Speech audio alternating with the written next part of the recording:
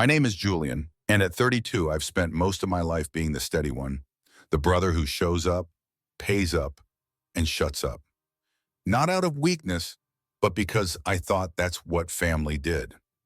My younger sister Lila was the opposite, a whirlwind of charm and chaos, the kind of person who could make a room laugh or cry on command. We weren't close in the soul-bearing way, but I was there for her. Birthday checks, emergency rent transfers, plane tickets home when her plans fell apart. I figured it was my role, the quiet scaffolding, holding her spotlight. Until her wedding day when I realized the role I'd been playing wasn't brother, it was ATM. Lila got engaged to Ethan, a guy with a podcast obsession and a smile too polished for my taste. He was fine though, and she glowed around him, so I sent a vintage wine crate as a congratulatory gift and stayed out of the wedding frenzy. My parents, who'd always orbited Lila like she was the sun, went all in. Engagement parties, dress fittings, a Pinterest board's worth of floral arches. I nodded along in group chats, dodging the drama. Then 2 months before the wedding, Lila called, her voice honeyed. Julian, I need a huge favor. The venue's final payment is due and we're short, like $60,000 short.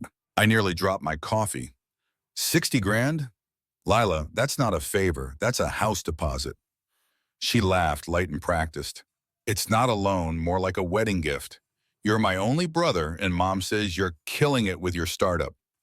She wasn't wrong. I'd sold my tech platform a year ago, and my new venture was gaining traction. Money wasn't the issue. The expectation was. I paused, the silence heavy. That's a lot to ask, Lila. Her tone shifted, wounded. You skipped my bridal shower, Julian. You're always so distant. This is my wedding. Don't you care? The guilt was a familiar hook, and I felt it catch. I sighed. Fine, I'll bring it to the wedding. No fuss, just a surprise. She squealed, thanked me profusely, and hung up. That should have been my warning. The wedding was at a cliffside estate, all rolling lawns and ocean views, the kind of place that screamed money. I arrived in a charcoal suit, the envelope in my jacket pocket, a check for $60,000, tucked in a sleek black box with a silver ribbon. The air buzzed with string music and laughter. Guests milling under chandeliers draped in ivy. I scanned the seating chart, an ornate display with gold calligraphy and pressed flowers. My parents were at table 1, Lila's friends at tables 2 through 5. I kept looking. No Julian. My stomach twisted. A mistake, surely. I approached the planner, a woman with a clipboard and a tight smile. Excuse me, I don't see my name. She glanced at her list, then pointed to a corner near the service entrance. There, against a wall by the restrooms, was a lone metal chair, a post-it note stuck to it. Julian. No calligraphy, no place card, just my name in smudged ink, next to a mop bucket. I stared, the hum of the crowd fading. This wasn't a mistake. This was a message. A voice cut through, syrupy and sharp. Not everyone gets a throne, I guess. It was Ethan's aunt, sipping a martini, her smile dripping with pity. I'd met her once at the engagement brunch I flew in for. Now she looked at me like I was a stray dog. I scanned the room. Lila's rescue pup, decked in a bow tie, had a cushioned seat at table 3. Every guest had a linen napkin, a crystal glass, a name card embossed with care. I had a sticky note in the faint whiff of bleach. Something in me broke, not loud, not wild, but like a wire snapping under too much strain. I walked to the gift table where my box sat among pastel-wrapped packages. I picked it up, the ribbon cool against my fingers, and moved to the center of the lawn, where guests mingled under fairy lights. I didn't shout, but my voice carried, calm and clear. Didn't know a $60,000 gift only earned me a seat by the toilets. The chatter stopped. Glasses paused mid-clink. A bridesmaid gasped. Ethan, leaning against the bar cart, choked on his drink. Wait, what? He sputtered. I held up the box. This was for you, Lila, but I guess I'm not family enough for a real chair. I turned and walked out, the gravel crunching under my shoes, the ocean's roar in my ears. Behind me, footsteps. Lila, her gown billowing, heels sinking into the grass. Julian, stop, she yelled, her voice raw with panic, not remorse. I reached my car, the box in hand. She caught up, breathless, her mascara smudged. Are you seriously ruining my wedding over a seat? I turned my gaze steady. A seat? You stuck me by the bathrooms, Lila. You knew and you let it happen. She flinched, but her jaw tightened. It was mistake. We ran out of space. You're blowing this out of proportion. I stepped closer. Your dog got a better seat. Tell me why the guy who paid for your venue doesn't rate a place card. Her mouth opened, then closed. Julian, please, she whispered. You're embarrassing me. That word, embarrassing, lit a fuse. Embarrassing you, I said, my voice low. You invited me to your wedding, asked for 60 grand, and gave me a sticky note. You embarrassed yourself. Her eyes welled, but I saw it. Not sorrow, but fear of losing her perfect day. I remembered her text a month ago when I asked to bring a date. It's a curated guest list, Julian. Family and VIPs only. I'd swallowed it then. Not now. You never saw me, I said. I was your bank, not your brother. She shook her head, voice cracking. That's not true. I love you. I tilted my head. Then why does your love always come with a price tag? She had no answer. I opened my car door, set the box on the passenger seat, and looked at her one last time. Congrats, Lila. Hope your fairy tale's worth it. I drove off, her silhouette shrinking in the rear view, framed by twinkling lights and a life I no longer fit into. Back at my loft, my phone erupted. Missed calls.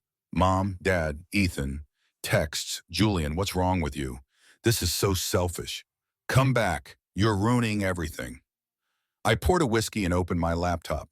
The check wasn't just money. It was leverage. I'd placed it in a locked escrow account, accessible only with my approval, meant as a wedding gift to release post-ceremony. I logged into the account and froze it. No transfer, no funds. They'd assumed I'd deliver, like always. They'd assumed wrong. The fallout unfolded like a slow burn. Lila's voicemail started the next morning. Tearful at first. Julian, I'm sorry, okay? It was a mix-up. Please don't do this. Then desperate. We signed contracts, Julian. The venue, the house, we counted on that money. My mother called, her voice trembling. Fix this, Julian. You're breaking your sister's heart. My father texted, this is low. Talk to us instead of pulling stunts. Ethan's message was blunt. We're screwed without that money. Don't punish Lila for a seating chart. I didn't respond. I learned through a friend they'd listed me as a guarantor on their new condo's mortgage without asking. I called the bank, revoked any implied consent, and their financing collapsed. The Tuscany honeymoon? Non-refundable. And Ethan's crypto portfolio had tanked weeks earlier.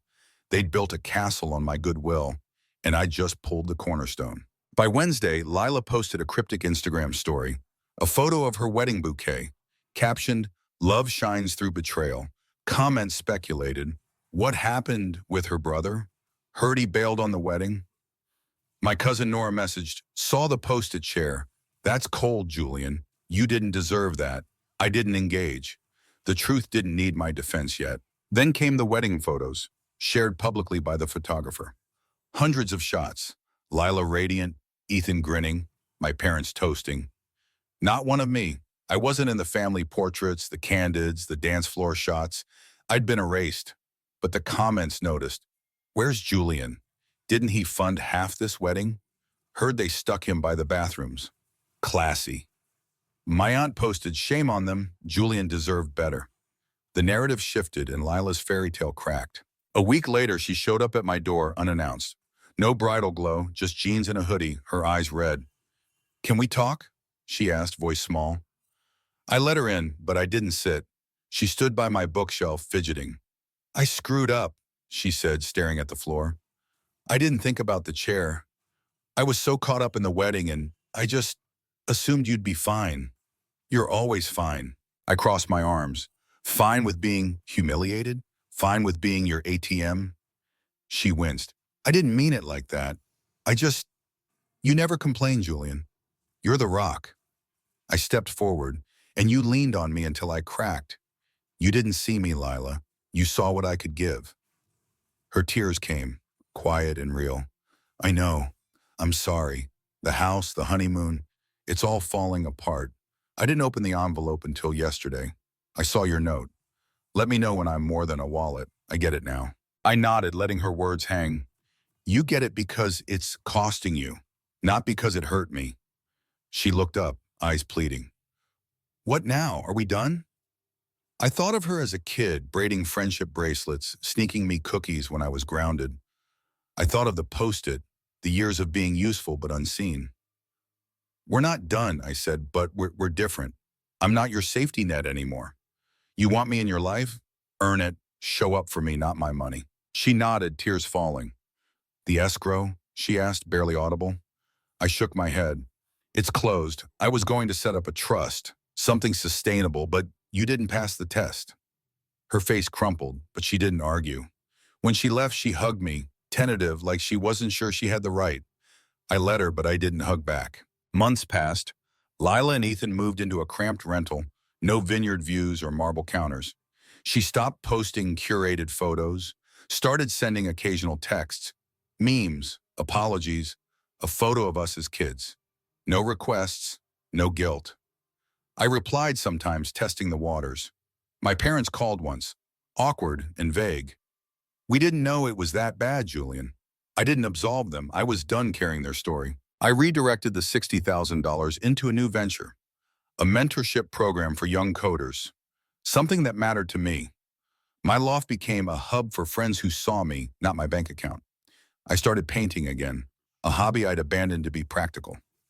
On my next birthday, I didn't wait for a card. I booked a cabin in the mountains, invited people who mattered, and toasted to a life I'd built, not borrowed. Lila's still out there, learning to stand without my scaffolding. Maybe we'll rebuild something real. Maybe we won't. But for the first time, I'm not waiting for her to decide my worth. I've claimed it myself.